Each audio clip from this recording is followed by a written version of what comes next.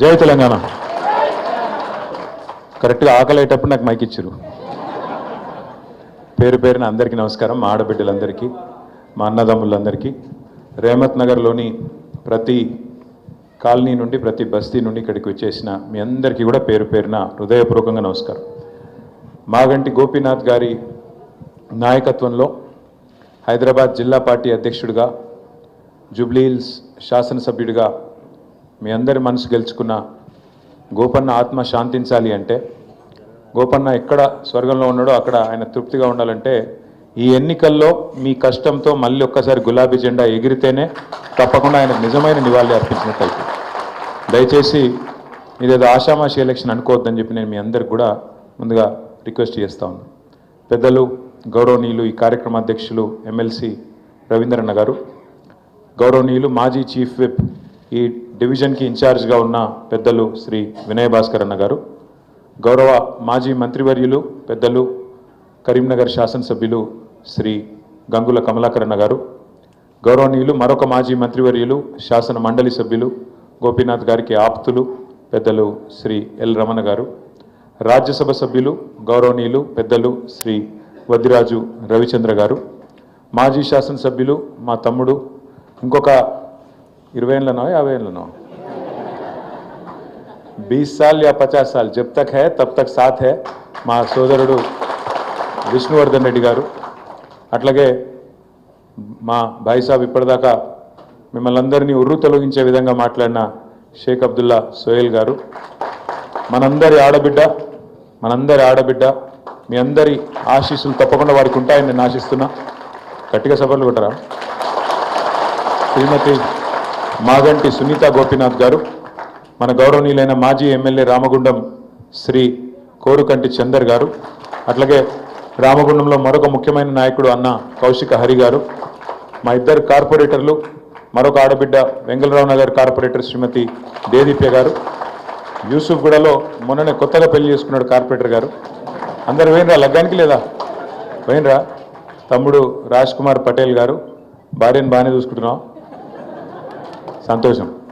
మొన్ననే పెళ్ళైన తమ్ముడికి ఆ వెనకాల మాజీ కార్పొరేటర్ కొమిర్శెట్టి సాయిబాబా గారు, డివిజన్ అధ్యక్షుడు సోదరుడు బాగా మాట్లాడినాడు నాగరాజు గారు, అట్లాగే కార్యక్రమంలో పాల్పంచుకుంటున్న అందరికీ పేరు పేరున ఎవరో నాయకులు, ముఖ్య నాయకుల పేర్లు ఎవరో అయితే చెప్పలేదో మీరు జర మనసులనే తిట్టుకోండి, బయటకు తిట్టకండి. తిట్టుకునేది ఉంటే బయట తిట్టుకుందాం కానీ ఇక్కడ వద్దు. అందరికీ నమస్కారం. అనుకోకుండా వచ్చిన ఎలక్షన్ ఇది, ఎవరం కలలో కూడా అనుకోలే.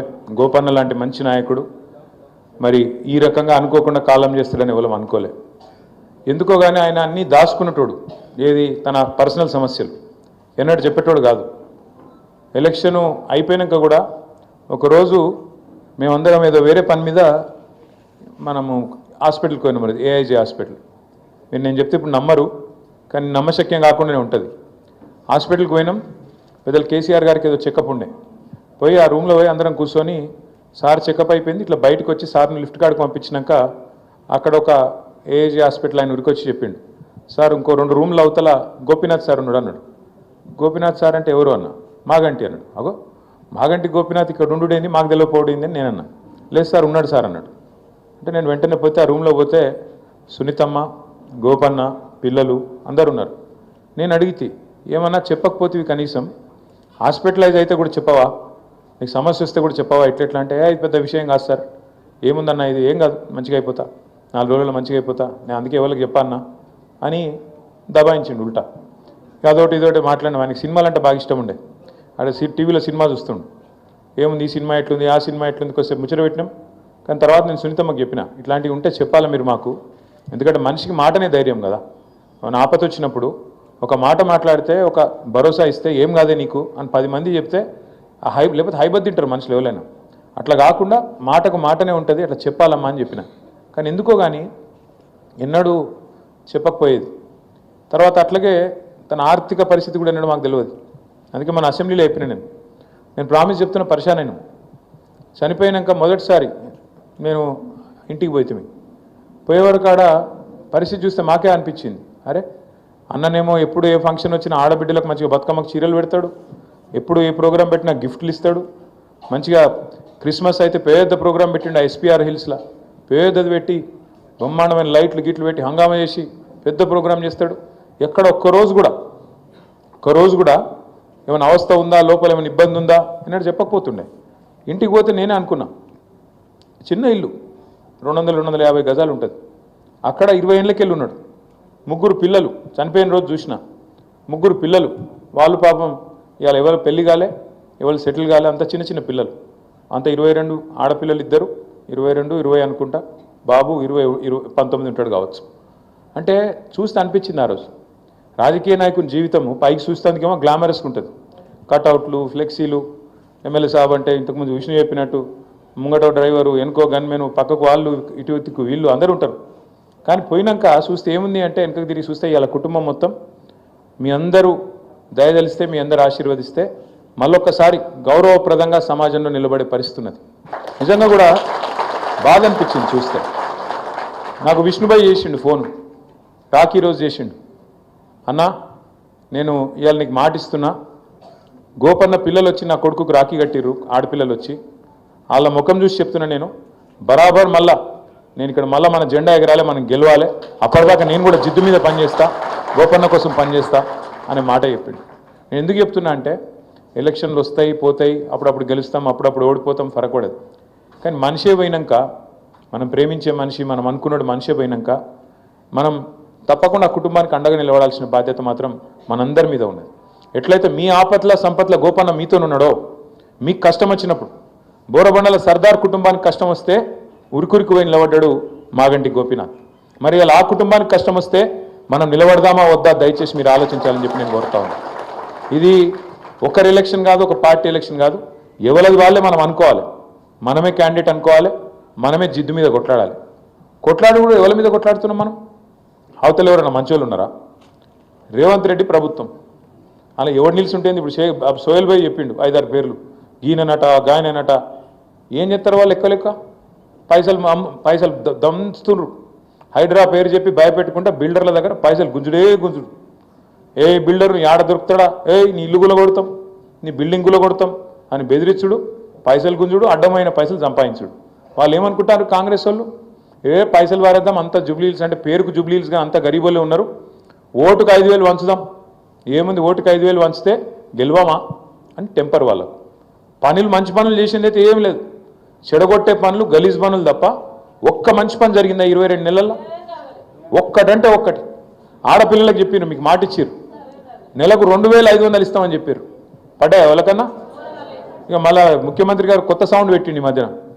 కేసీఆర్ ఉన్నప్పుడేమో మంచిగా పెన్షన్లు, రైతు బంధు, కళ్యాణ లక్ష్మి టింగు అని పడుతుండే అకౌంట్లో. ఇక ముఖ్యమంత్రి గారు టింగు అంటే కేసీఆర్ గుర్తొస్తుండని చెప్పి టకీ అంటాడు. టకీ అట పడుతున్నాయి.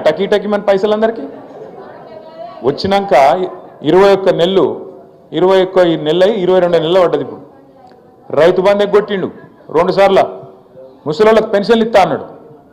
కేసీఆర్ 2,000 ఇస్తే నేను 4,000 ఇస్తా అన్నాడు. కేసీఆర్ ఇంట్లో ముసలానికి ఇస్తుండు లేదా ముసలామ్మకి ఇస్తుండు, నేను ఇద్దరికి ఇస్తా అన్నాడు. కోడల సంగతికి అలాగే చెప్పిండు మళ్ళీ. అయితే నేను మొన్న సూర్యాపేటకు పోయినా, పూర్వ నల్గొండ జిల్లా, ఇప్పుడు సూర్యాపేట జిల్లా. మా జగదీష్ రెడ్డి అన్న ఒక మీటింగ్ పెడితే అడిగి పోయింటి. మధ్యలో వాళ్ళ ఇంట్లో కొద్దిసేపు ఛాయ్ తాగుతుందుకంటే ఒక లీడర్ ఇంటికి పోయినా. పోయేవరకు ఆ లీడర్ ఇంట్లో వాళ్ళ పెద్ద మనిషి వాళ్ళ అమ్మ ఉన్నది. అన్న మా అమ్మ ఉన్నదని చెప్పి ఆయన తీసుకుపోయి లీడర్ సాబు పరిచయం చేసిండు. నమస్తే అమ్మ, బాగున్నారా అన్న. ఏం బాగున్నాం కొడుక, మొన్ననే నా కొడుకు పెళ్ళయింది, ఆ కోడలేమో తెత్తదనుకున్నా, ఏం తెలియదు, నారాజు మాట్లాడబట్టే. ఏం తెత్తదనుకున్నావు నేనన్నా. ఆ పెళ్ళి అయ్యి ఇక వచ్చింది కదా, ఈ పెన్షను అదే ఇస్తా అన్నాడు కదా 2,500 వస్తుందేమో అనుకున్నా, ఏం వస్తలేదు, కోడలు వచ్చినాక అంతా బేకారు ఉన్నదని ఆమె అన్నది. అగో ఇది ఎక్కడి కథ అని నేనని ఆ కోడలు ఉండే పక్కకు ఆమెను పిలిచిన. ఏం సంగతి అమ్మా అంటే, మా అత్త కూడా 4,000 పెన్షన్ వస్తుంది అనుకున్నా నేను కూడా. వచ్చినాయా? రేవంత్ రెడ్డి అనేటువంటి ఏం చేసిందంటే అత్త కోడల పంచాయతీ కూడా పెట్టిండు కొత్తగా. గిద్ద గలీజు ఉన్నది పరిస్థితి. అలా రాష్ట్రంలో అత్త కోడల కొత్త పంచాయతీ. మనం ఎన్నో డబ్బా కొట్టుకోలేదు. 200 పెన్షన్, మనం కాంగ్రెస్ 200 పెన్షన్ ఇస్తే మనం 2,000 చేసినాం, 10 రెట్లు పెంచినాం. కానీ ఎన్నడూ వీళ్ళ లెక్క డబ్బా కొట్టుకోలే. వీళ్ళంతా అది కూడా వస్తలేదు చక్కగా. ముసలోళ్ళే కూడా 2 నెలలు పెన్షన్లే కొట్టిండు.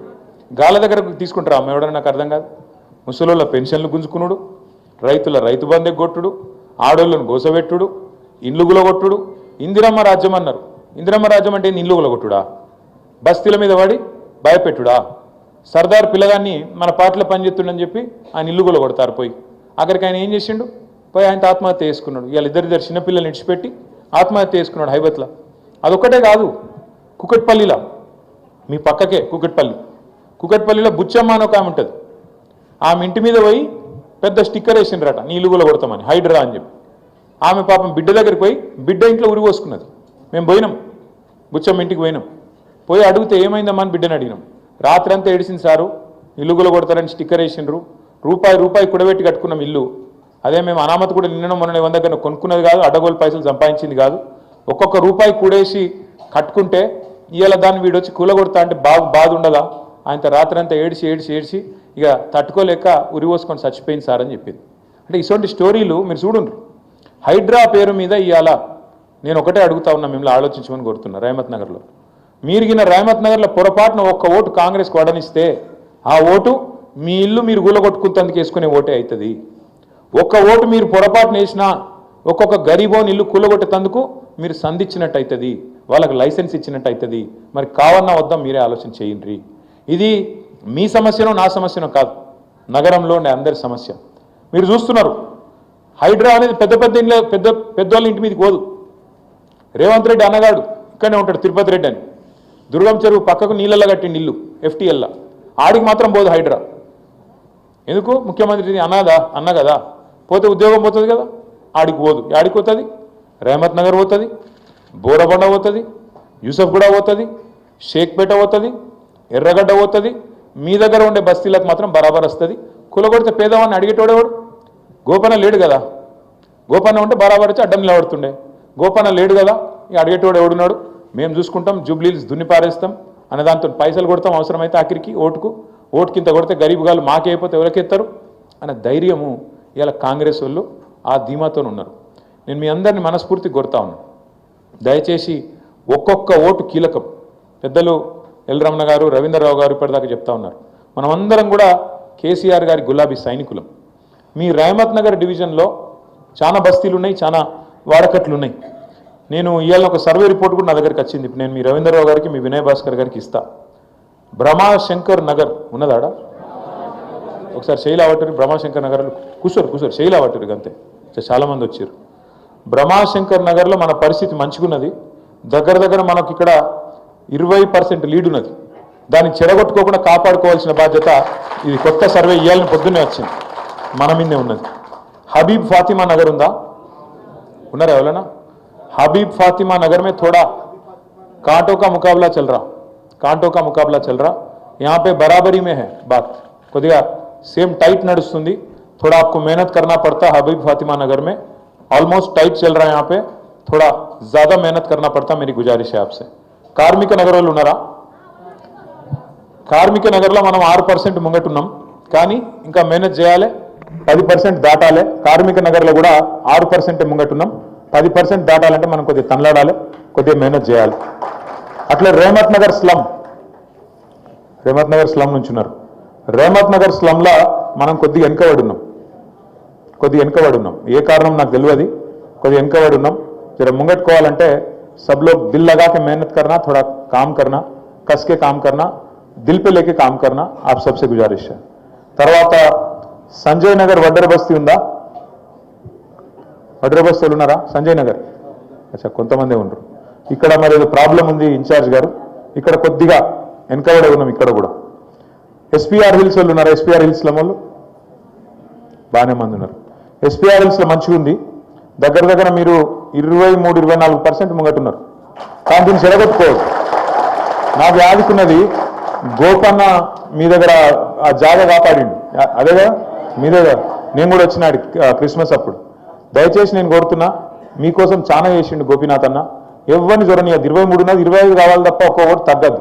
23% మీరు ముంగట్టున్నారు. శ్రీరామ్ నగర్ వాళ్ళు ఉన్నారా? శ్రీరామ్ నగర్ మీ దగ్గర కూడా 17% ముంగట్టున్నాం. మీరు లగాయించుకుంటారు సపరేట్లు. తర్వాత వికలాంగుల కాలనీ ఉందా? వికలాంగుల కాలనీలో పరిస్థితి బాగాలేదు, ఇక తక్కువ ఉన్నారు మంది కూడా, అందుకే తక్కువ ఉన్నట్టున్నారు. विकलांग कॉलोनी में अच्छा नहीं है, हालत अच्छा नहीं है. जर्रा बाकी लोग जो दूसरे बस्ती से है, आपको थोड़ा कंसंट्रेशन करना पड़ता विकलांग कॉलोनी पे. వికలాంగుల కాలనీ ఎస్పీఆర్ హిల్స్ ఒకటి ఉంది, ఇంకోటి ఈడ మళ్ళీ బాగుంది. వికలాంగుల కాలనీ ఎస్పీఆర్ హిల్స్ అని ఒకటి అల్లగున్నట్టుంది, అక్కడ మంచిగా ఉంది. ఇక్కడ దగ్గర దగ్గర 35% లీడ్ ఉంది. వినాయక్ నగర్ వాళ్ళు ఉన్నారా? వినాయక్ నగర్లో కూడా 5% లీడ్ ఉంది. కానీ బయట ఆడ ఇంకో దగ్గర 30% ఉంది, మీకు ఆడ 5 ఉంది. మరి పెరగాలి, బాగా పెరగాలి. వడ్డెర బస్తీలు ఉన్నారా? వడ్డెర బస్తీలో సమస్య ఉంది, మనం ఎన్నుకున్నాం. ఇది నేను ఇస్తా. ఆడున్నావు జగన్ భాయ్, సిగ్గు పడుతున్నావు.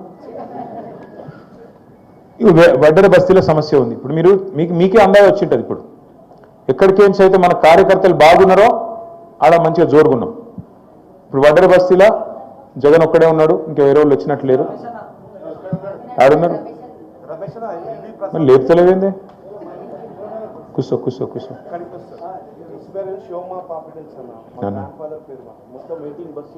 అచ్చా అచ్చా అచ్చా అచ్చా, అదే అందులోనే వస్తుందా? అచ్చా అచ్చా, ఎస్పీఆర్ అంటే అదే, అందుకే జోరు మీద ఉందంట. నైస్. అయితే క్లియర్ కనబడుతుంది ఏంటంటే ఎక్కడికేంచి అయితే మీరు బాగా వచ్చిరో అక్కడ జోరుగుంది. ఇప్పుడు నేనైతే నాకు తెలియదు కదా మీరు ఎక్కడికేంచి వచ్చిండ్రో, నేను ఇప్పుడు మిమ్మల్ని అడిగే తెలుసుకుంటున్నా. దీన్ని బట్టి మీకు అర్థమయ్యేది ఏంటి అంటే ఎక్కడ మన సైన్యం దండిగా ఉందో, ఎక్కడ కొద్దిగా కష్టం అవుతుందో, మంచిగా చేస్తుర్రో అక్కడనేమో రిజల్ట్ కనబడుతుంది. ఎక్కడనైతే కొద్దిగా తక్కువ ఉండరో అక్కడ కొంత ఇబ్బంది ఉంది. నేను ఇద్దరు ఇన్ఛార్జ్లను కోరుతున్న వినయ్ భాస్కర్ గారిని, రవీంద్రరావు గారిని, దయచేసి నాగరాజ్ గారిని, అదేవిధంగా విష్ణువర్ధన్ రెడ్డి గారిని, సునీతమ్మను, సోహెల్ భాయ్ని ఇక ఇంచ్ బై ఇంచ్ స్కాన్ చేయాలి మనం. ఎక్స్రే ఇంచ్ బై ఇంచ్ అంటే ఏం చేసిరు మన వాళ్ళు? ఇక మొత్తం మీ డివిజన్లో 75 బూతులు ఉన్నాయి. 75 కదా, 75 బూత్స్ ఉన్నాయి. బూత్కి 1000 నుంచి 1200 ఓట్లు ఉన్నాయి. ఏం చేసిరంటే మన వాళ్ళు ఆ 1000-1200 ఓట్లు పేర్లతో సహా లిస్టు రాసి వాటిని పంచిండ్రు. ఎట్లా? 100 ఓట్లకు ఒకరు చొప్పున పంచి ఏంటంటే 15 మంది బూత్కు పెట్టిండ్రు ఇన్ఛార్జీలు. ఇప్పుడు మన పని ఏంది? ఇవాళ 10 తారీఖు 17 తారీఖు దాకా, అంటే వచ్చే వారం ఈ టైం దాకా మీకు టైం ఉన్నది. ఎక్కడైనా దొంగ ఓట్లు ఉంటే వాటిని తీసేయించవచ్చు. దొంగ ఓట్లు అంటే ఇవి బయటికి చెప్పేది కాదు, లంగలు కాంగ్రెస్లో చెప్తారు, మనం ఏం చేయమట్లా లంగ పని. దబ్బన ఎక్కడన్నా మనోళ్ళ ఓటు పోతే రాయించాలి. ఎక్కడైనా మనోళ్ళ ఇళ్లలోకి పోయి చూసుకొని 100 ఓట్లకు పోయి ఇంట్లో వీళ్ళు ఉన్నారా లేదా చూసుకోవాలి. ఎక్కడైనా ఏమైనా కింద మీద ఉంటే దాన్ని కరెక్షన్ చేసుకోవాలి. అట్లాగే ఎక్కడైనా లేని ఓట్లు వాళ్ళు ఏమైనా లంగా రాయించారు అనుకో, కంపల్సరీ తీసేయించాలి. ఎందుకంటే మీకు ఎరికే మనోడెవడో మందోడెవడో మీకు ఎరికే, మాకు వెళ్ళకపోవచ్చు ఇక్కడ కూర్చుంటే. కానీ మీరు బస్తీలో మీకు ఎవరు మనకు వేస్తారు బరాబర్, ఎవరు వేయరు, మీకు మాకంటే ఎక్కువ మీకు తెలుస్తుంది. జర్ర మీరు మనసు పెడితే వారం రోజుల లోపలనే 17 తారీఖు లోపలనే సగం యుద్ధం మీరు గెలిచినట్టే. కరెక్ట్గా పనిచేస్తే సగం యుద్ధం ఇప్పుడే గెలిచినట్టు మీరు గట్టిగా మనసు పెడితే. జర ఏదో రొటీన్ పని అనుకోకుండ్రి, ఇంటింటికి పోవాలి, కూర్చోవాలి, ముచ్చట పెట్టాలి. మన వాళ్ళకి అలవాటు ఏముంటుందంటే ఇట్లా ఒక పాంప్లెట్ పట్టుకొని ఇట్లా పోకుండా ఇట్లా ఇళ్ళకి వేసి వెళ్ళిపోతారు అంతే. ఇట్లా వేసి ఇళ్ళకి వెళ్ళి ఆడెవరైనా తల పెట్టుకున్నాకో ఆ త్వరలోకి వెళ్ళి కిందికి ఇట్లా నూకుతారు, లోపలికి నూకి అవతల పడతారు. ఇక తర్వాత మళ్ళా మనం పట్టించుకోం. ఇక ఎక్కడైనా ముస్లిం ఇల్లు ఉందనుకో, ఉర్దూ పాంప్లెట్ చూసుకొని ఉర్దూ పాంప్లెట్ నూకుతారు, అవతల పడతారు. గట్ల నడవది. ఇప్పుడు మనం ఏంటంటే మనం అధికారంలో లేము. అవతలోడు అన్న బ్రహ్మణన్న చెప్తున్నాడు 17 ఆఖరి డేట్, కానీ 14th నాడే పరిశీలన ఉంది. అంటే మనం ఆదివారం లోపలనే పూర్తి చేసుకోవాలి. మీరు ఎట్లాగో బూత్ కమిటీలు వేసుకున్నారు, సంతోషం. రహమత్ నగర్ వాళ్ళు తయారున్నారు. మీరు వినయ్ భాస్కర్ అన్నతోని, రవీంద్రరావు అన్నతోని నా రిక్వెస్ట్, దయచేసి మీరు కూడా 75 బూతులు పంచుకొని మీ టీంలతోని ఇల్లు తిరిగే ప్రోగ్రాం పెట్టాలి. ఇంటికాడికి పోవాలి, దండం పెట్టాలి, గోపన్నని యాద్ చేయాలి, గోపన్న చేసిన పని యాద్ చేయాలి, పీజేఆర్ సాబ్ చేసిన పని యాద్ చేయాలి. చేసి బరాబర్ ఈసారి మళ్ళొక్కసారి ఖచ్చితంగా కేసీఆర్ గారి నాయకత్వానికి మీరు ఆశీర్వాదం ఇవ్వాలి. సార్ క్యాండిడేట్ డిక్లేర్ చేసినాక అందరం కూడా కలిసి క్యాండిడేట్తో సహా వస్తాం. దయచేసి మరి మాగంటి గోపీనాథ్ గారి కుటుంబాన్ని కూడా మనం ఆశీర్వాదం ఇవ్వాలి. పాపం వాళ్ళు ఇట్లా మత్తెలా చచ్చిపోయింది ఆయన, పాపం ఆయనకు అండగా నిలబడాలి అని చెప్పి ఆ మాట చెప్తూ ఇంటింటికి పోయి ఓట్లు కూడా చూసుకోవాలి, ఉన్నాయా లేవా, కొత్తగా చేర్పించాల్సిన ఏమైనా ఉంటే కూడా, తీసేయాల్సినవి ఉంటే కూడా 14 తారీఖు లోపలనే ఈ కార్యక్రమం చేసుకోవాలి. చేసుకుందామా? పక్కా మాటిచ్చిరా? మీరు మాటిస్తే పక్క ఇసు ఇక్కడ డేంజర్. కానీ ఆడోళ్ళు మాటిచ్చిరంటే పక్క. కొద్దిగా మీరే అటు ఉడుకుతా ఉంటారు. మళ్ళీ మన అన్నదమ్ములు ఆ పని ఈ పని, అడురుకుడు ఇటురుకుడు. మహిళలు మాటిచ్చిరంటే పక్కా ఉంటుంది. కానీ నా రిక్వెస్ట్, ఇది ఆషామాషిగా తీసుకోకుండ్రి. మనందరం పర్సనల్గా ఒక యుద్ధంలాగా కొట్లాడితేనే మనకు రిజల్ట్ వస్తుంది. ఎందుకంటే అవతలోళ్ళు తక్కువలేం కాదు, వాళ్ళు ఇలా సర్వశక్తులు అడ్డుతారు. అధికారంలో ఉన్నారు, అడ్డగోలు పైసలు ఉన్నాయి, బెదిరిస్తారు. మీరు ఓటు వేయకపోతే సంక్షేమ పథకాలు బంద్ అవుతాయి అంటారు. మీరు ఓటు వేయకపోతే మీకు ఇల్లు రానియమంటారు, నీ ఇల్లు కూడా కొడతామంటారు, రకరకాలుగా బెదిరిస్తారు. మాట్లాడేది మాట్లాడాలి, చేసేది చేయాలి. ఎందుకంటే ఆ లోపల పోయినాక ఓటు వచ్చేది ఎవరికి తెలియదు, బ్రహ్మదేవునికి కూడా తెలియదు. కంపల్సరీ మనం ఏం చేయాలంటే మూతోడ్ జవాబు ఎక్కడియాలి, ఆ బటన్ ఒత్తి కారు గుర్తు కారు రైమని ఉరుకుతుంటే మెజారిటీ గోపన్నకు 16,000 వస్తే ఈసారి మనకు 32,000 దాటితేనే బ్రహ్మాండంగా మనం గెలిచినట్లు లెక్క. పోయినసారి కూడా హైయెస్ట్ మెజారిటీ వచ్చింది మనకు మొత్తం జూబ్లీహిల్స్ ఎక్కడ